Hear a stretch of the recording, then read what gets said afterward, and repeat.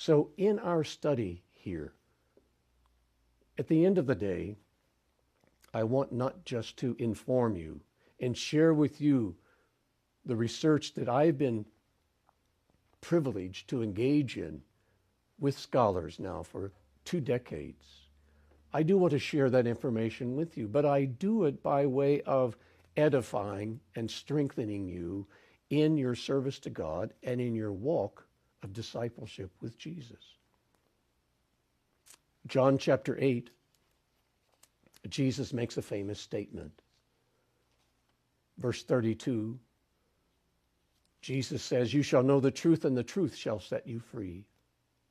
But if you look carefully at that text in its context, it begins in verse 31, that Jesus is speaking to believers.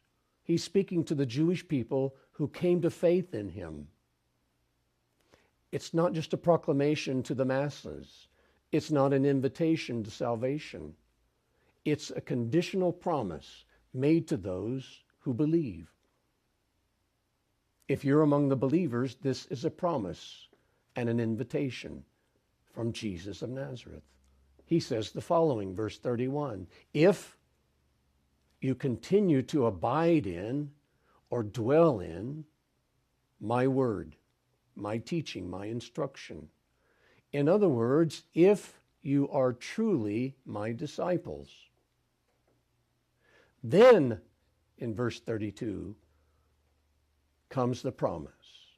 "You shall know the truth, and the truth shall make you free." It's a promise to believers. It's a conditional promise. In other words, there's something you have to do. And then Jesus promises a result.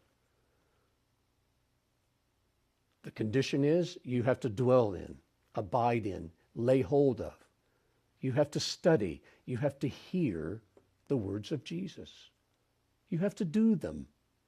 To hear is to do in Hebrew.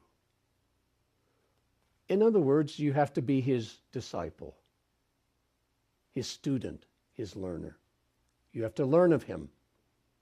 And if you do that, if you persist, if you're faithful, if you're determined, if you're loyal, if you're vigorous and rigorous in your study of the words of Jesus, then you're going to come into a relationship